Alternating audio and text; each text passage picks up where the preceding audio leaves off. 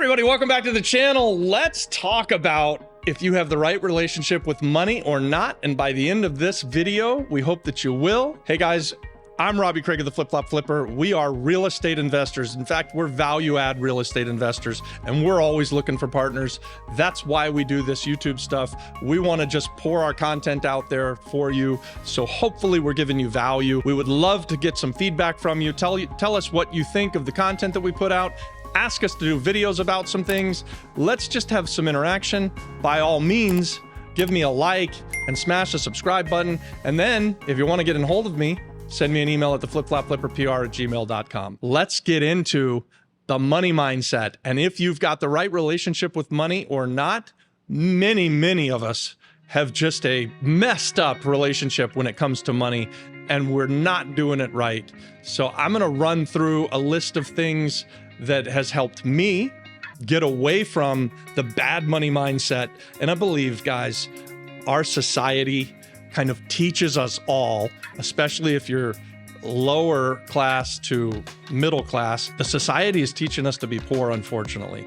And they're teaching us a failed money mindset. They're teaching us ways that the people who are really wealthy, they don't do what we learn in school. They don't do what most of us have done. What is a good money mindset and how do you get it? So the very first thing that I'm going to talk about with your money mindset, and you can leave a comment, tell me if you guys already do this. Do you have a plan for your money?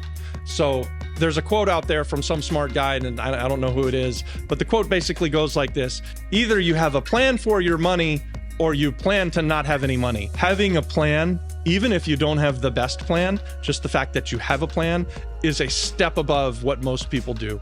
Many of us, including me when I was younger, we just got money and spent money. There wasn't really a rhyme or reason to it. So I didn't have a plan. I didn't have a budget. I didn't have an idea of where I was going to put my money to work. So I'm encouraging you guys on this channel. Obviously, you care about this kind of stuff. You're thinking about becoming a real estate investor. You are thinking about other kinds of investments, or you're just trying to get out of the rat race. I don't know, but the fact is you're trying to educate yourself on the YouTube. And because of that, have a plan.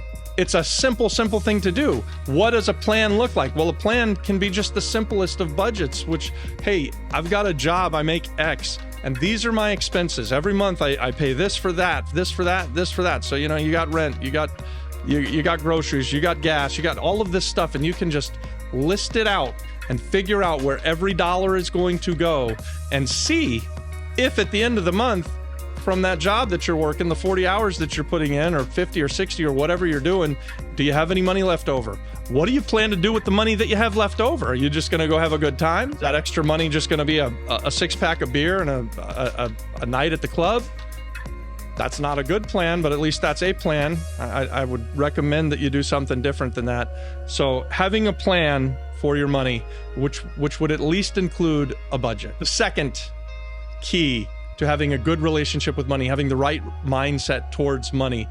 Don't use credit to buy toys.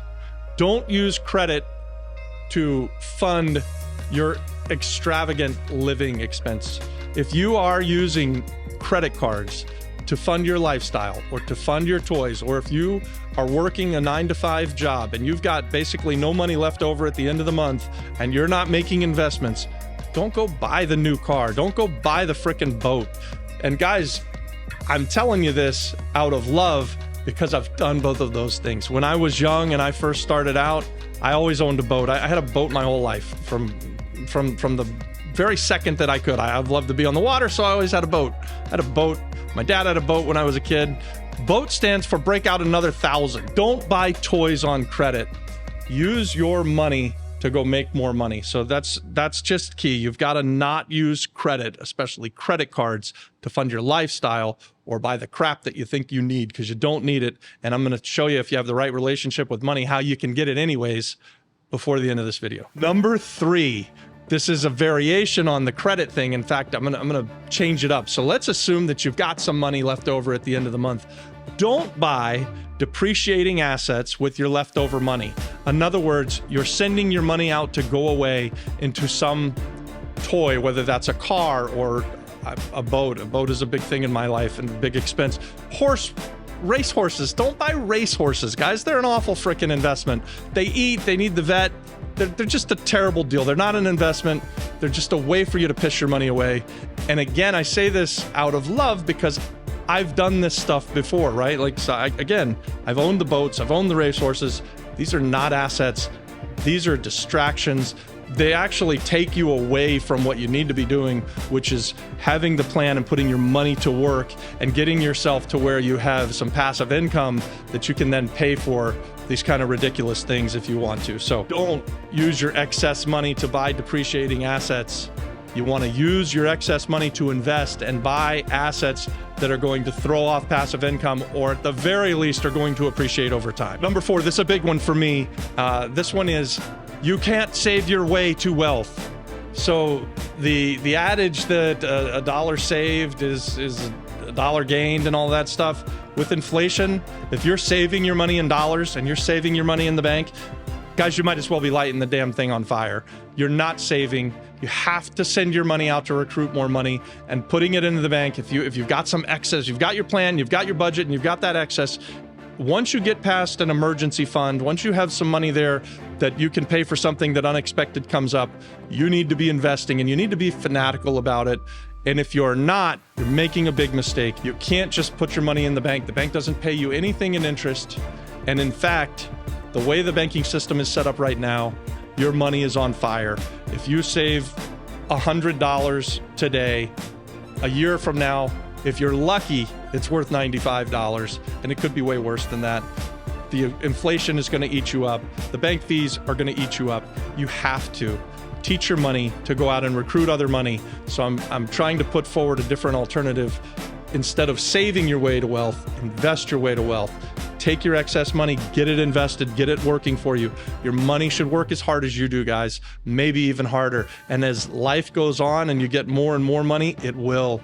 Money does what it's told, and I love that about money. Money does what it's told. If you tell money to go buy toys and to go away, to leave you, that's exactly what it will do, and you'll be poor. If you tell money, hey, money, go out and recruit more money by investing your money, that's exactly what it will do. If you take nothing away from this video, remember that. You're not going to save your way to wealth. So number 5, this is something that over the last 15 years or so, I have become fanatical about sending my money out and investing my money. So I used debt back up until about 2007 and 2008. I used debt for everything.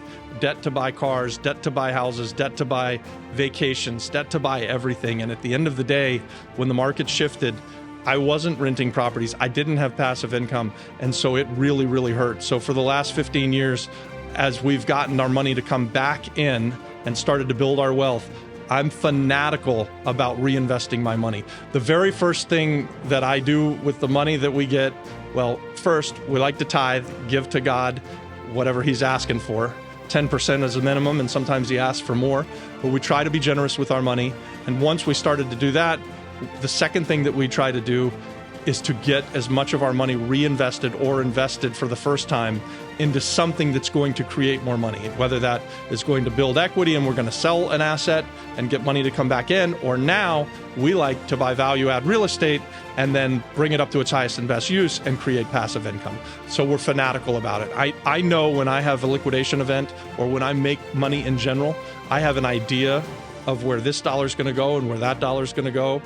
And I don't sleep at night until I can get it back out there, because I know what happens with me is if I leave money in the bank long enough, then it'll just get eaten up. It'll get spent. I'll spend it on expensive dinners, or I'll go on a vacation, or, just I like to get that money in and get it out as fast as I can. I'm fanatical about it, and I think you should be too. Number 6, this is a game changer, guys. Once I started realizing this, cash is not king. And I used to say this thing, hey, cash is king. If I've got cash, then I can buy a great deal. If I've got cash, then I can do this. I don't like to have cash. For what I said earlier, I believe that money in the bank is on fire. So I don't leave my money in the bank. I don't want to sit on cash. I certainly don't want to have cash under my pillow. The money has to go out. I keep harping on this, but I believe that cash flow is king.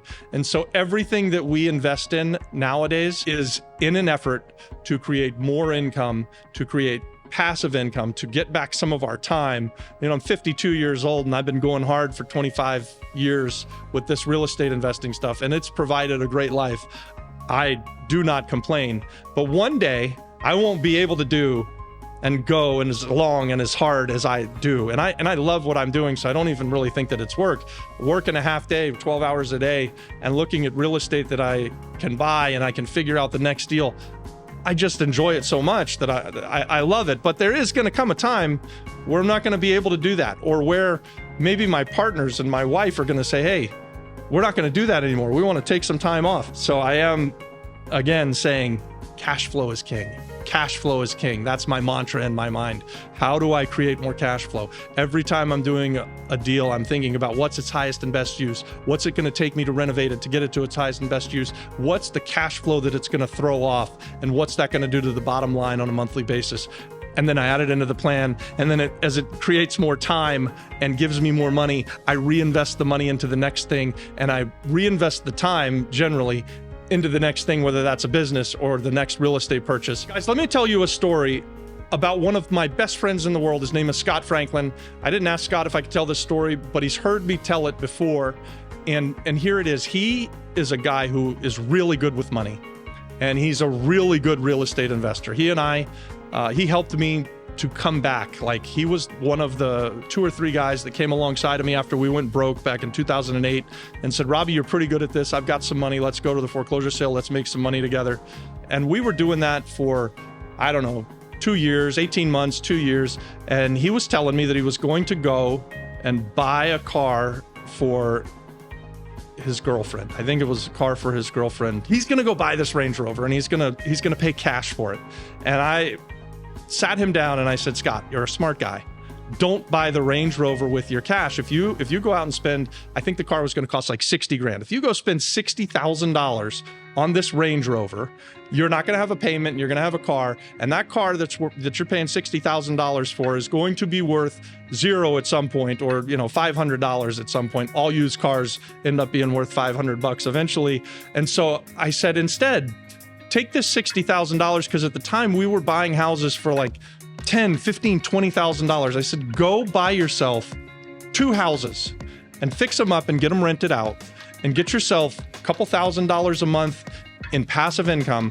Then go buy the Range Rover. And so he did.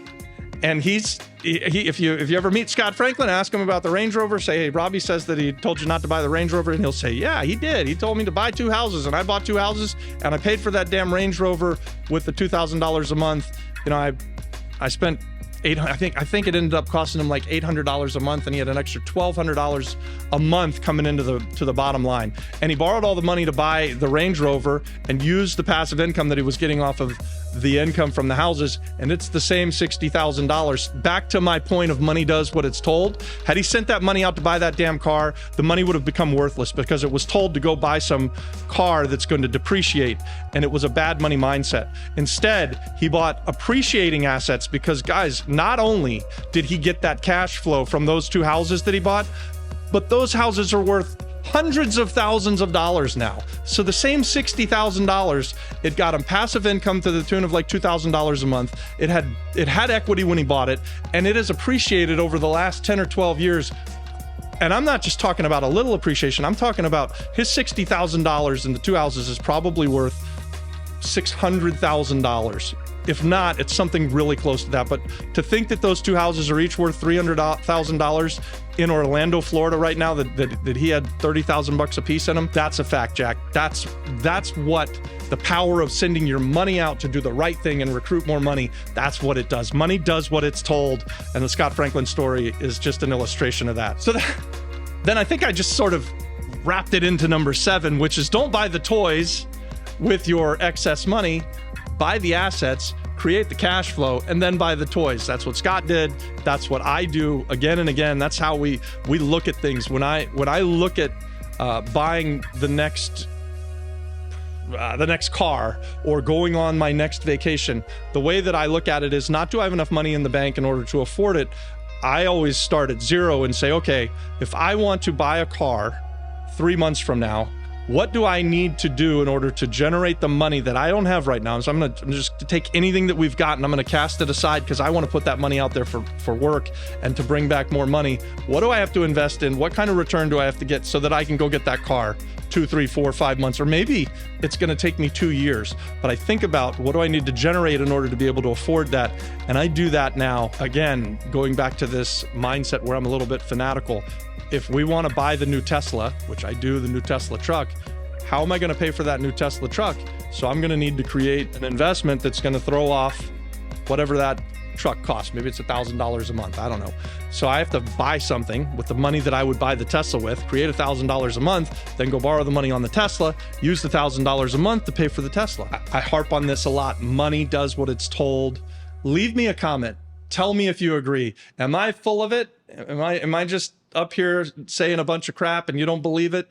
Or has it been true in your life? In my lifetime, I've done it both ways.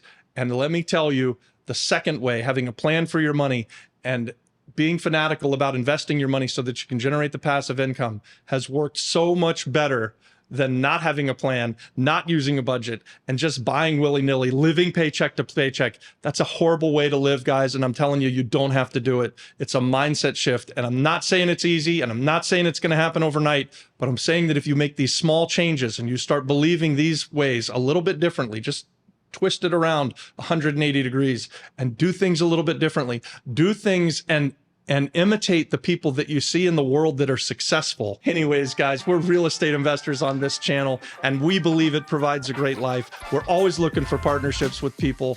So I encourage you, get to know us, become part of the community.